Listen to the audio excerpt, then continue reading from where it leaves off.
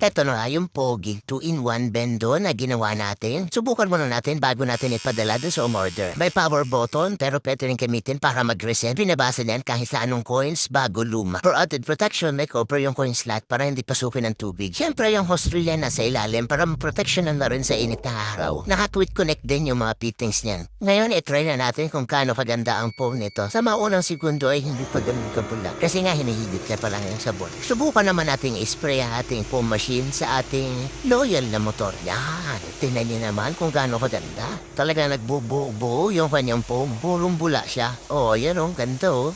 Oh, ang sarap kaya maglinis pag ganyan kaganda yung foam. 30 seconds lang para sa foam pero halos maiikutan mo na ng 2 beses yung motor mo.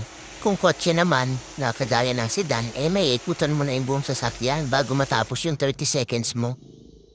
Yan naman ang ganda ng bula. Madali niya talagang matatanggal ang dumi ng motor nyo. Siyempre madali na rin magligpit ng hose kasi naka-hose reel. Ayan ang dali lang, hindi mo na kailangan hawakan. Subukan naman natin yung tubig kung gaano siya kaganda, gaano siya kalakas. Kailangan mong pindutin yung para sa tubig para gumana. Ayan ang lakas. Talaga nagtatanggalan yung mga dumi. Pabilisin na lang natin kasi ang tagal niyan.